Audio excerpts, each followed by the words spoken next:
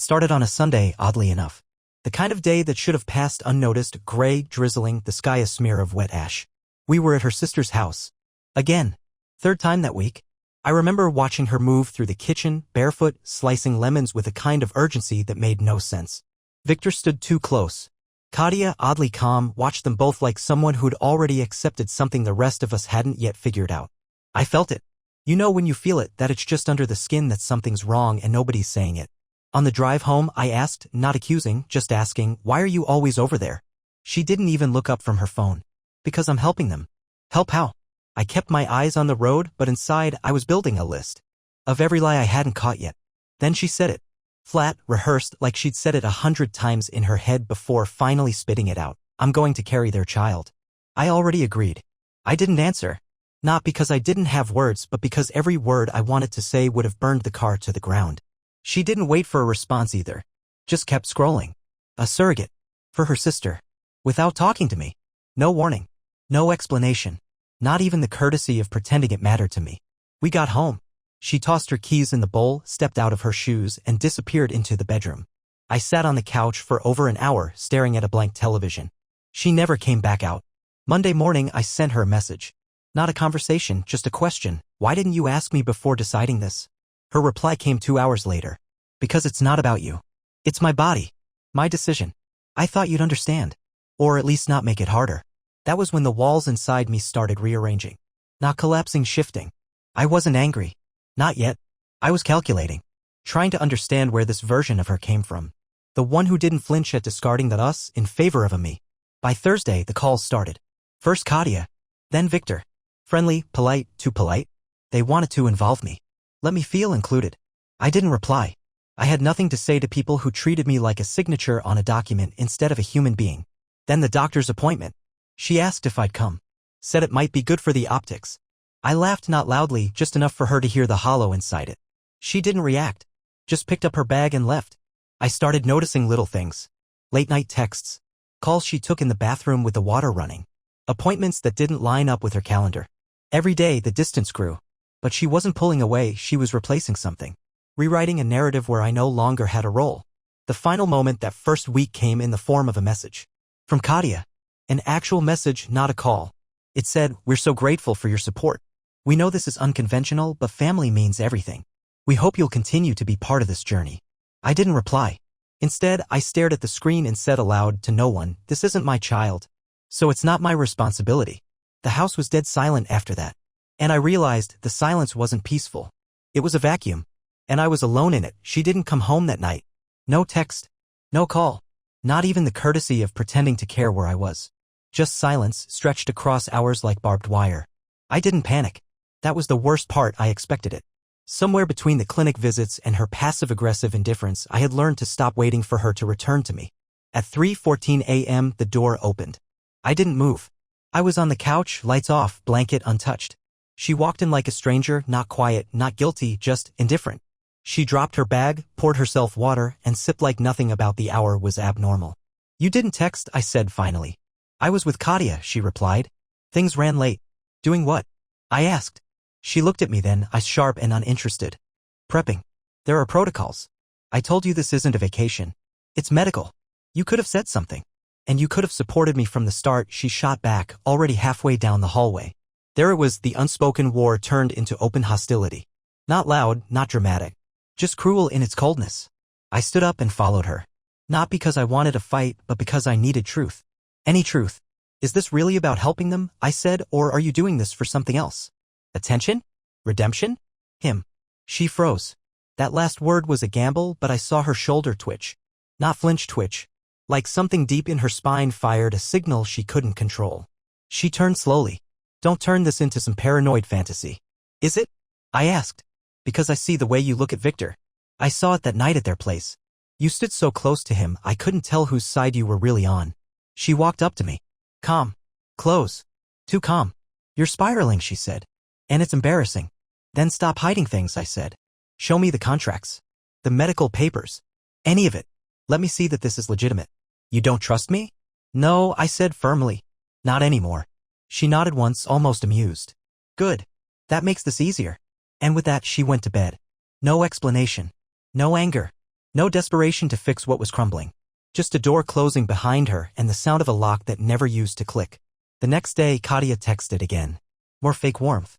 More thank yous and overuse of the word grateful. This time, she attached a photo. It was from the clinic. Her, Victor, and my wife. Standing together in that sterile hallway, grinning like a new family already formed. My wife had her hand on Victor's arm. Not the casual kind. The possessive kind. No explanation in the text. Just a caption, a big step forward. I deleted the message. Not out of rage. Out of necessity. Because something inside me had finally snapped, not the kind that lashes out, but the kind that begins to let go. And once you start letting go of someone you once loved, the most dangerous thing happens. You start seeing them clearly. 2 days passed without a word between us. Not out of punishment, not even anger, but because the space between our conversations had become filled with too much unspoken weight. When someone stops being your partner and starts being a stranger, silence doesn't feel like distance. It feels like exposure. On the third morning, she left early. No goodbye, no note. Just a coffee cup in the sink and her scent lingering in the hallway. I stood at the kitchen counter, staring at the cup. Lipstick stain on the rim, a shade she hadn't worn for me in over a year. I took it and dropped it straight into the trash. At noon, I got the call. It was Katia again, her voice unusually soft. We need you to come down to the clinic. There's been a complication. I didn't say anything. Just breathed. Deep, slow, as if that could stop the nausea curling up in my throat. We need your help, she added. My help? I repeated, stunned. You made it clear I wasn't needed for anything. She hesitated. She listed you as her emergency contact. The irony hit hard. She could choose me when it was convenient and discard me just as fast when it wasn't. Still, I drove. Not for her. But because I needed to see something with my own eyes. I needed a reason to believe I hadn't completely imagined the fracture that had been widening for months. At the clinic, the receptionist gave me a clipboard. I shoved it back. I'm not signing anything, I said. She's in room 3, the woman replied, unfazed. I walked in. There she was, sitting upright on the bed, gown loose at the shoulders, fur in her arm, scrolling her phone like she wasn't hooked to a machine. No tears. No fear. Just boredom. She looked up and blinked as if mildly surprised I had come. What happened? I asked. They thought it was something. It wasn't. She gestured lazily toward the 4. Hydration. I'm fine.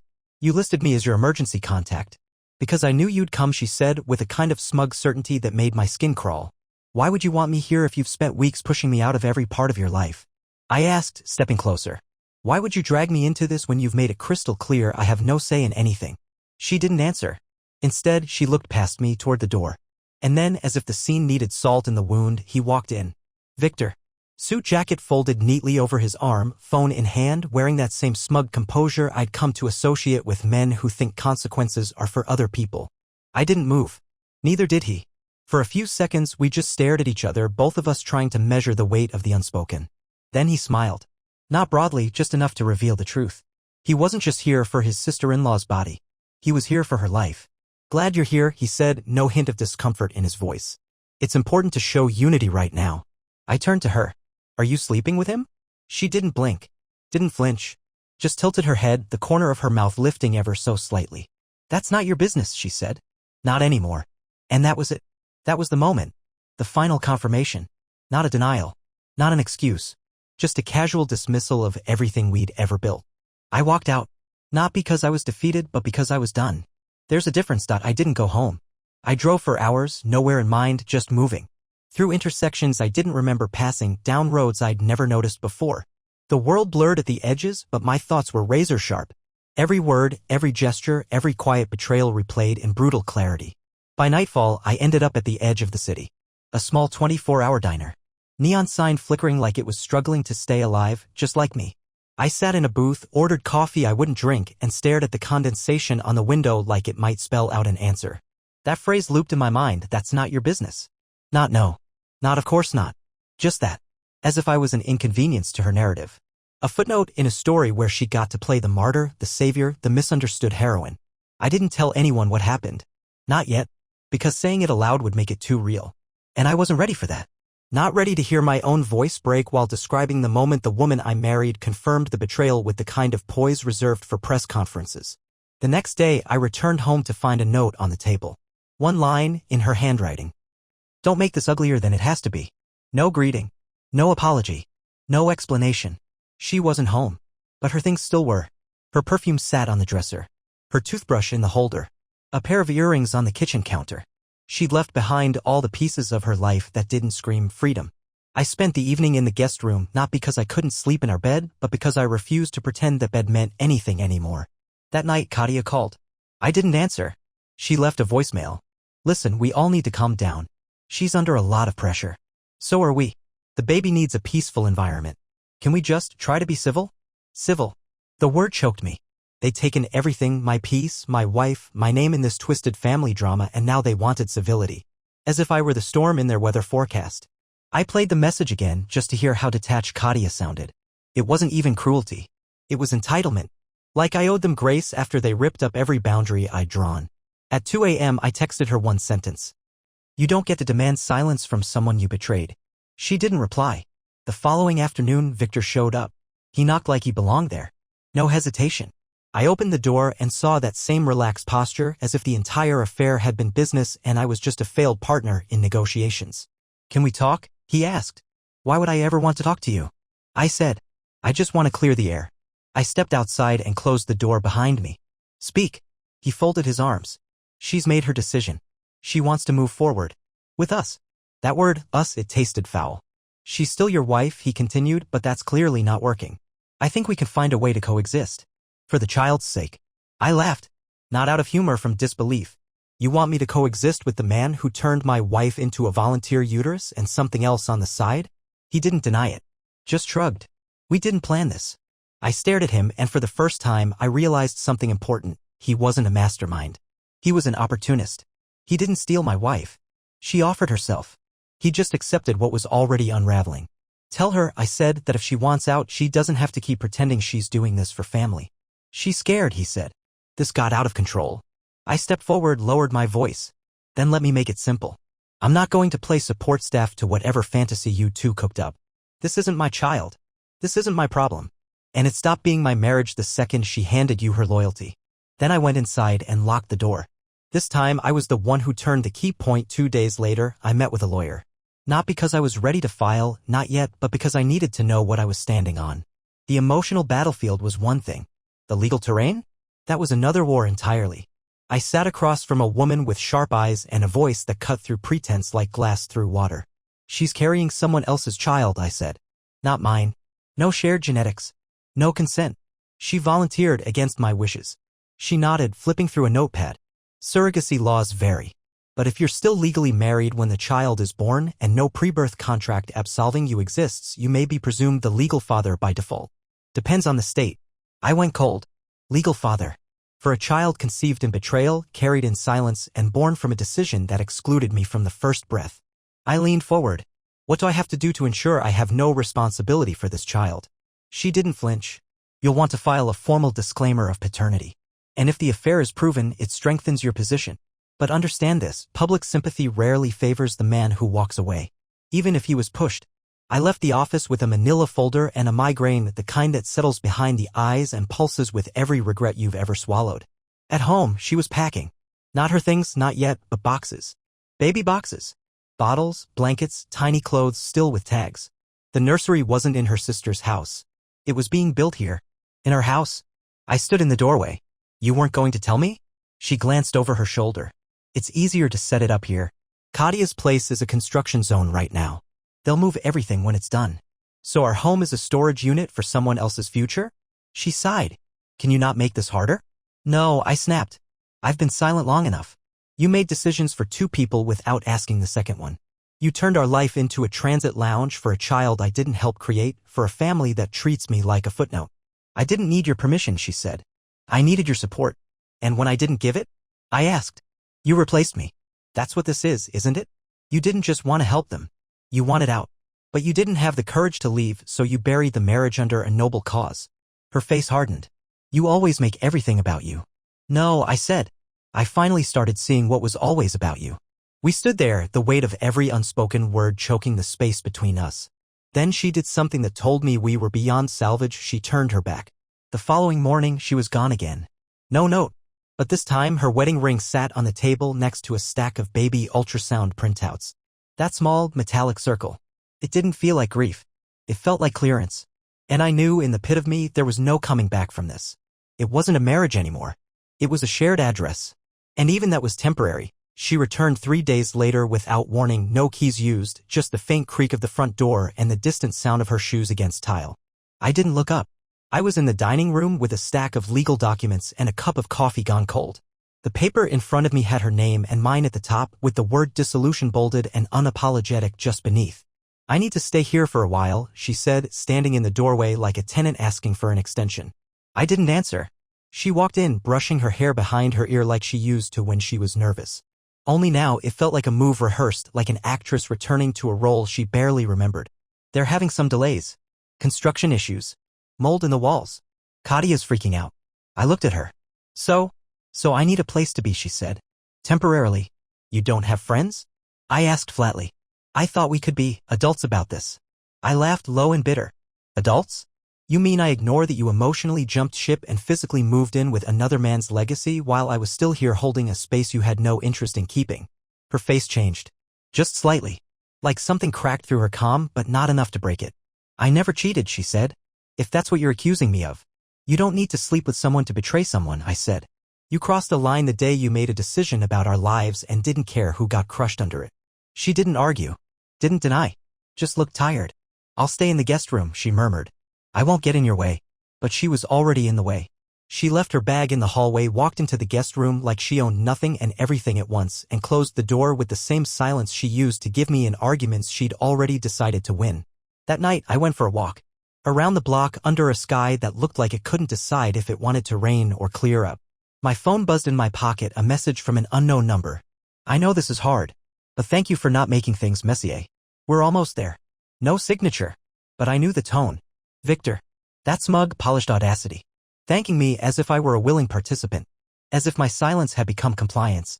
As if every broken promise, every night I ate dinner alone while she played house across town, was a favor to them. I went home and deleted the message without replying. The next morning, her sister showed up. Kadia stood at the door with a clipboard and the same condescending half-smile her family seemed to breed like a trait. "She said you were being difficult."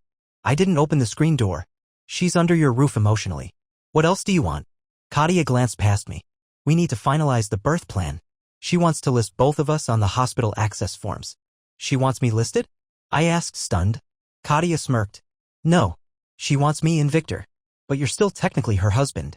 If there's an emergency, it complicates things." I leaned against the frame. "Let me make it simple for you. If anything happens to her, I'll make sure she gets medical help. That's my humanity talking. But if you think I'll play the supportive husband for the sake of a lie none of you are willing to admit, you're delusional." "She still has rights," Kadia said. "And so do we." "Then you'd better hurry up and rewrite the paperwork," I said.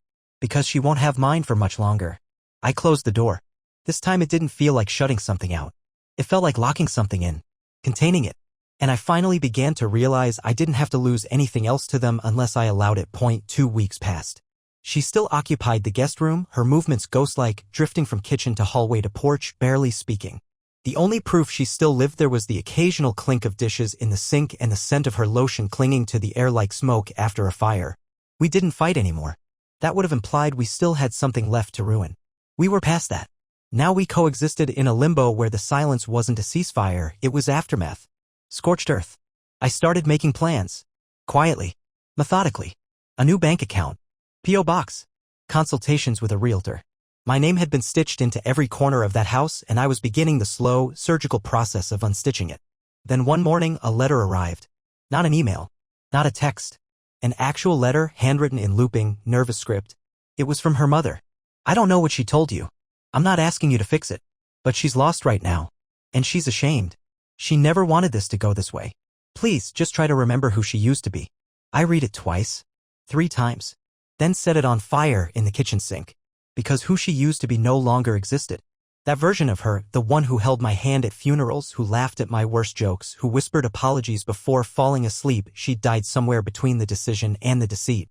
And I had mourned her long enough. The next turning point came in the form of a message from her sister. "Again. We need to talk. Alone. No games." I agreed. I didn't want a scene. I wanted a reckoning. We met in a park near the clinic. Neutral ground. She arrived dressed like someone prepared for control, structured blazer, pristine makeup, a folder clutched in both hands like a priest holding scripture. "There's been a change in the birth plan," she began, sitting beside me on the bench. "Not my concern," I said. "It is," she replied. Legally, it might still be. She opened the folder and showed me a sheet with my name printed in block capitals under the spouse section. No signature. Just a placeholder. She said she'd remove it, Katia said. But she hasn't. And the hospital is raising flags. If something happens, anything, you'll be the first call. I turned to her, I steady. Then tell her to erase me. Completely. Katia hesitated, then said something that threw me. She's scared he'll leave her after the baby.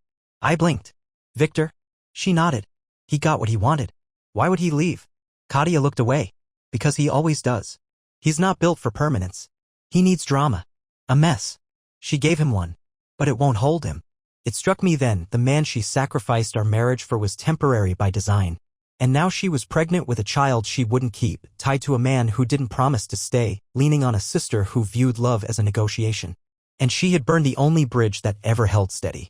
That night I confronted her. She was in the kitchen, drinking tea in silence. You haven't removed my name from the hospital documents, I said. She froze. I've been meaning to. Then do it. She set the mug down. Why do you care so much? You've made it clear you're done. Because I won't be used, I said. Not to clean up your decisions. Not to hold the net when Victor drops you. Her eyes flared. He's not going to, eh? Really? I cut in. Because your sister seems pretty sure. And she knows him better than anyone. She stared at me, pale. But still, pride clung to her posture like a shield. You think I need saving? She asked, voice thin. I think you lost yourself, I said. And I'm not going to follow you into that wreckage. I walked away before she could respond. Not because I wanted to hurt her. But because I no longer believed my presence could help her. 2 days later, I received a formal envelope from a law office. Inside was a proposed separation agreement initiated by her. No note. No apology. Just the legal mechanics of ending a life we'd built together. The papers were clean, clinical, and more importantly, final. She didn't contest anything. Not the house. Not the savings. Not even the dog she used to call our little shadow. Everything split, equal, and efficient. She'd already signed her part. I stared at her signature, that familiar curve of her name, now cold as a stranger's. The ink had dried like a declaration. I'm finished here. I signed it that night. Not out of anger. Out of clarity. The last piece of the structure had finally fallen, and I wasn't going to sit in the rubble hoping the wind would change. The next day, she wasn't home. The guest room was stripped. Empty hangers in the closet. An unmade bed. No note this time. No text. She was just gone. And yet, her presence lingered in the house like the aftertaste of a bitter drink. Everywhere I turned, she was almost there, a ghost in the light switches, the bathroom mirror, the outline of her frame on the balcony chair. But ghosts, by nature, don't belong to the living. They're reminders. And I was alive. I was still here. That night, I opened the closet and packed my own things. Not to leave, but to cleanse. I boxed up every photo, every shared memento, every birthday card and handwritten note she'd ever given me. I didn't destroy them. I stored them. Because the man who read those letters wasn't here anymore, either. Then the doorbell rang. It was Victor. I opened the door. Didn't invite him in. She left, he said. She's staying at her mother's now. Said she needed time. I nodded. I'm aware. She signed the papers, he added, as if I hadn't already done the same. She also left your future baby's nursery half-finished in my guest room. He shifted awkwardly, the first time I'd seen him look less than perfectly composed. I didn't come here to argue, he said. I came to say.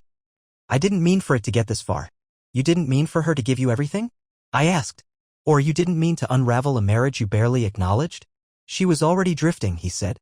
You just didn't see it. I stared at him, something colder than anger filling my chest. You know the difference between you and me? I would have stayed.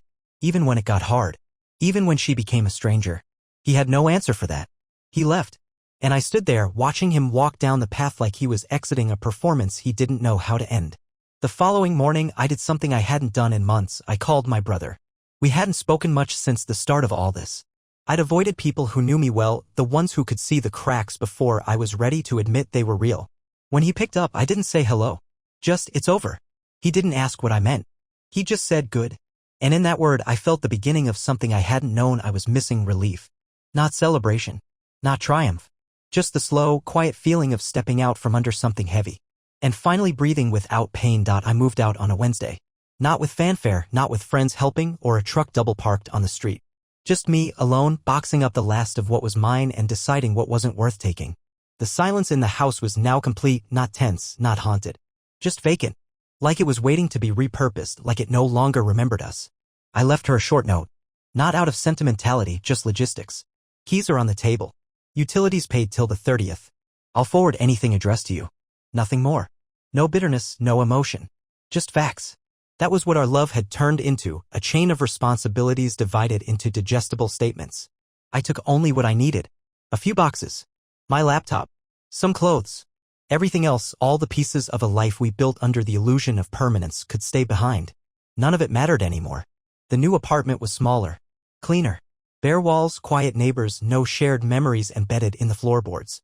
The first night I slept there, I didn't dream. That was the first gift solitude gave me, peace without the price of hope. A week later, I got an email from her mother. Brief. Unapologetic. She's had the baby. A boy. Everyone's healthy. That was it. No name. No photo. No explanation of whether she was in the room when the child was placed in Kadia's arms. No mention of Victor. Just the sterile confirmation that the last thread had been cut. And I sat there staring at the screen, waiting for a feeling that never came. Not anger. Not relief. Not grief. Just nothing. It was over. Truly. Fully. I didn't reply. I didn't need to. A few days after that, I saw them, Kadia, Victor, and the baby, in a cafe near the office. Just for a moment. Through the glass.